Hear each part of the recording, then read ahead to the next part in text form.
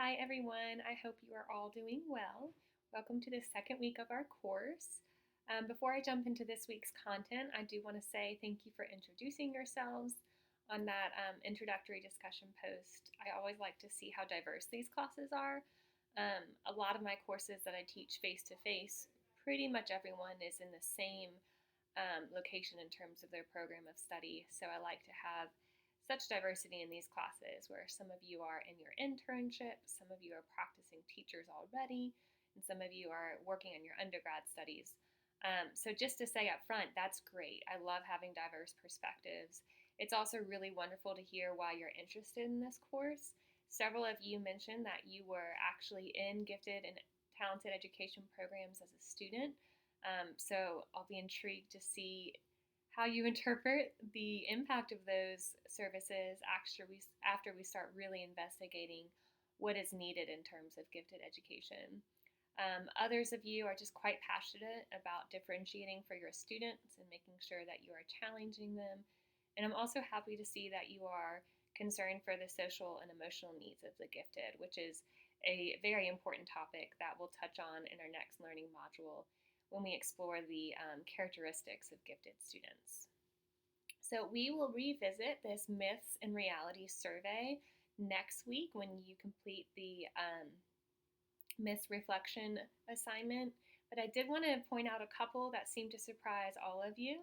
The first, and this is usually the most commonly incorrect response, many of you mentioned being surprised that acceleration and grade skipping is actually not harmful in terms of the social development of students. And I will be honest, that one still takes me a minute to recognize because culturally we're very against pushing the students ahead and not letting them be with their same age peers. But actually, what research tells us is that individuals also crave time with what we call our intellectual peers. And a lot of students who are highly gifted, they're experiencing what we call asynchronous development. So their brain is at one stage, but physically they're at another stage. And that does produce a lot of social and emotional challenges. But most importantly, gifted students really do not feel understood. So sometimes, in order to feel understood intellectually, it's actually better for them to be with older individuals who may be on a similar intellectual level as they are.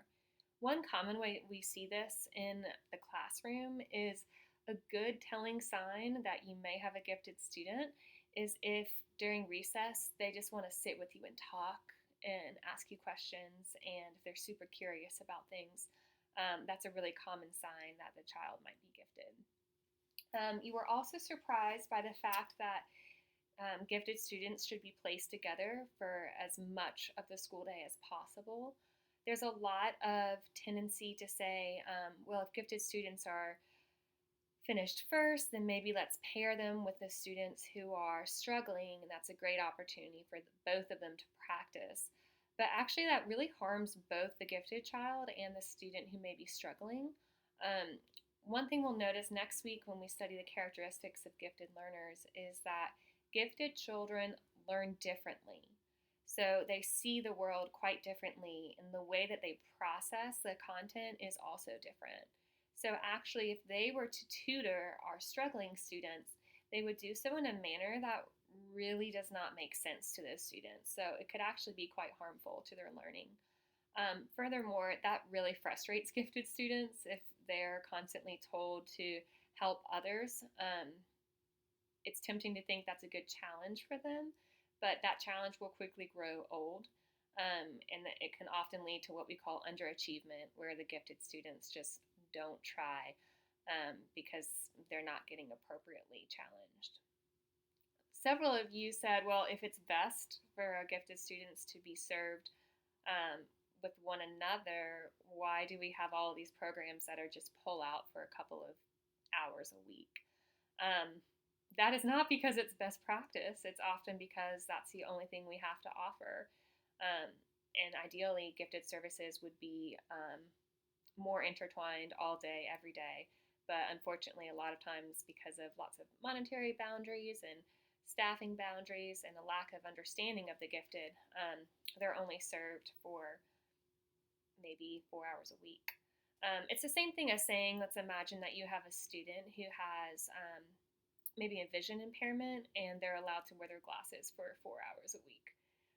So we're telling our students, you can be gifted, but only for these 4 hours a week. And for the rest of the time, we're going to treat you like any other child, which is really harmful, particularly when we look at the social and emotional needs of our gifted. And we'll look in that for our next learning module. A couple of other things. Yeah, you were interested by the issues with self-esteem. Gifted students know in their heart of hearts that they're kind of different. So actually being identified as gifted, if we appropriately explain what that means, can bring them a lot of confidence because they don't think they're just weird. They understand that they see the world differently. Yes, they are harder to parent. You will quickly see in the characteristics module that gifted students are not the best behaved. Actually, they can be our least behaved if they're really trying to challenge us. Another issue, early identification is important, and that's related to our issues of underrepresentation.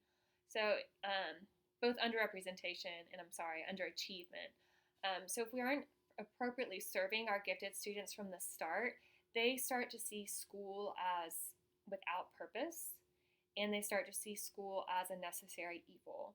So if we don't quickly engage them, then it's easy to lose them. So actually, formal identification does not begin until 3rd grade, but it's so important that teachers are constantly on the lookout for characteristics of gifted because we really have to make sure we're serving them effectively. So hopefully you were surprised by some things. Like I said last week, I am constantly surprised by these answers, so it's important to always be checking myth versus reality. And again, we will revisit that survey for our assignment next week.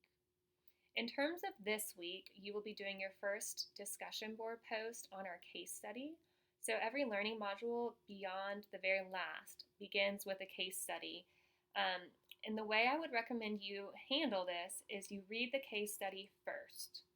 Read the discussion prompt that goes along with it, and the prompt is posted right above the case study, so it's easy to find. These case studies are real, true stories. Some of them are actually me, some of them are other individuals who have worked with gifted students. And so the case studies set a context for you to explore the content. So this case study is about a guidance counselor named Mr. Taylor, and he is struggling to convince the principal of the importance of providing gifted services in his high school. Don't let that surprise you. That's quite common. Principals will say, well, our gifted students, they've got good grades, they're doing great, we don't need to worry about them. So the case study this week is Mr. Taylor really considering how can I convince my principal that gifted education is important and that these students need additional services beyond what we are providing. So begin by reading that case study and keeping that question in mind. From there, you'll dig into the library resources.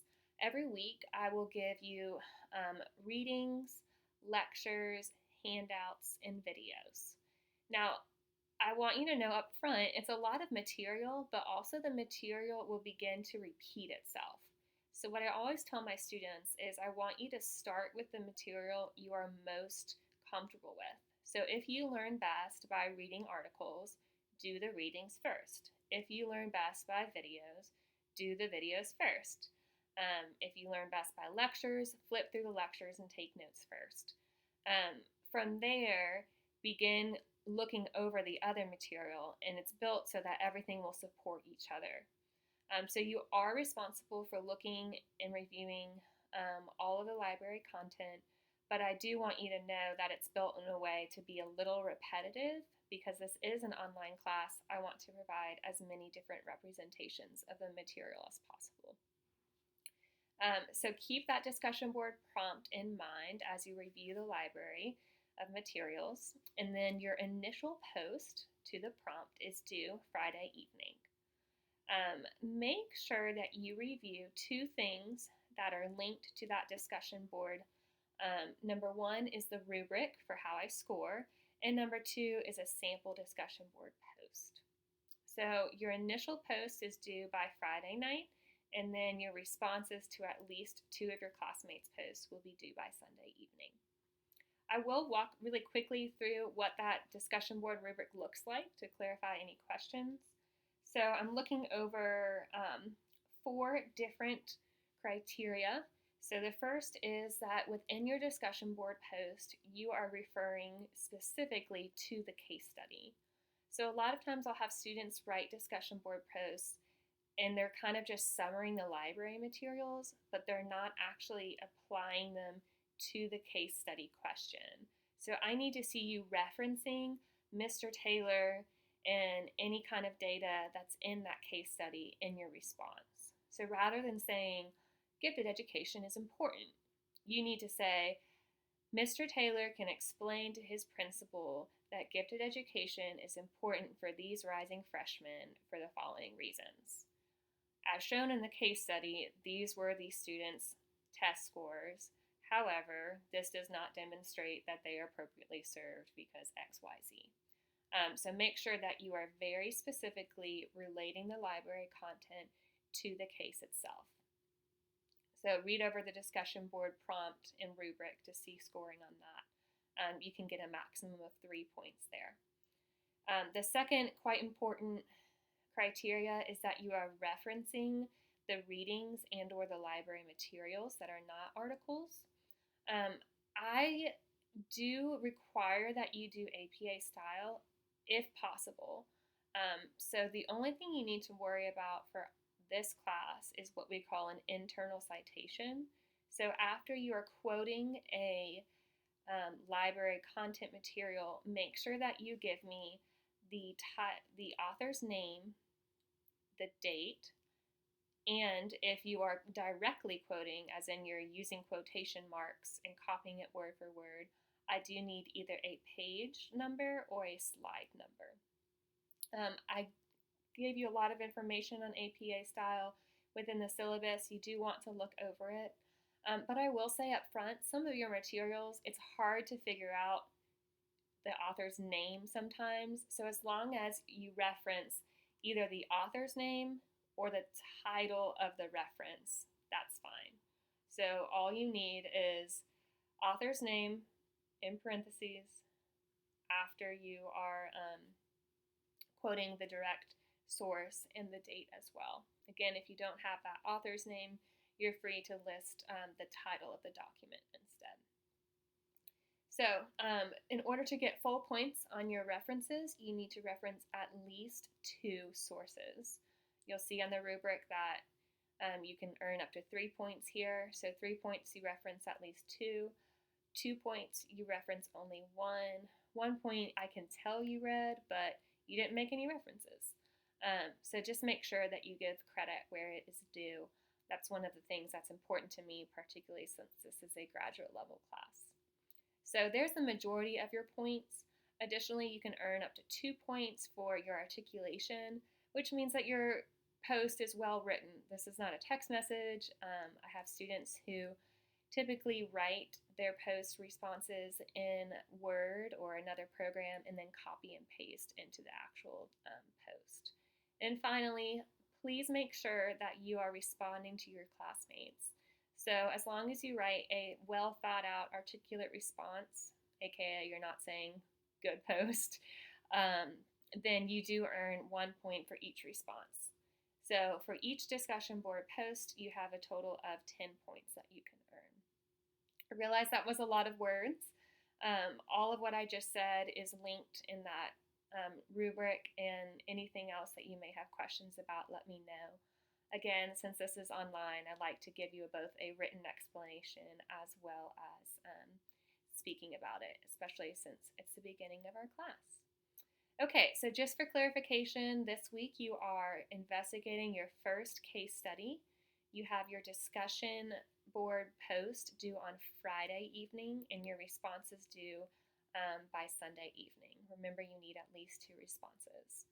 As you're looking through their content, I want you to start thinking about any of the gifted education services either you personally experienced or you have seen in the field, and start thinking about it with a critical eye, because you'll see that gifted education is quite necessary, but we may not be doing what we need to be doing to best serve these students.